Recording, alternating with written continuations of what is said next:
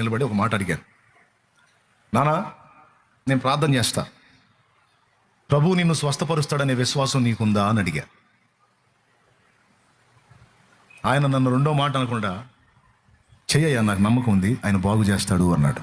ఆయన పడక దగ్గర మోకాళ్ళు వేసి, మీరు నమ్మండి నమ్మకపోండి, ఆయన పడక దగ్గర మోకాళ్ళు వేసి యేసు రక్తం రాసి విశ్వాసంతో ప్రార్థన చేశా. దగ్గర దగ్గర అప్పటికి 80 ఏళ్ళు వచ్చినాయి.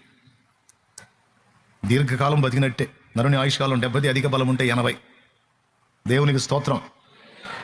70 దాటాడు.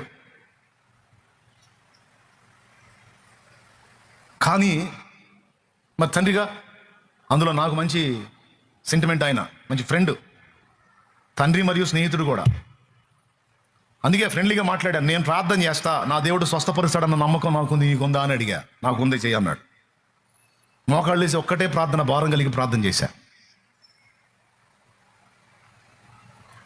ఒక తెల్లవారుజామున ఆయన దర్శించాడు ప్రభు.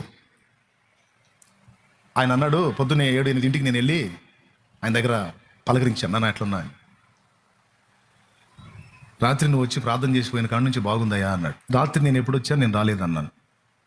తెల్లవారుజామున 3 వచ్చి చేసావుగయ్యా అన్నాడు. నేను రాలేదు నాన్న, నేను నిద్రపోతున్నాను. భలేవాడివే, వచ్చావుగా, నన్ను లేపావు, నా మంచం దగ్గర నిలబడ్డావు, ప్రార్థన చేశావు, రాలేదంట విందయ్యా అన్నాడు.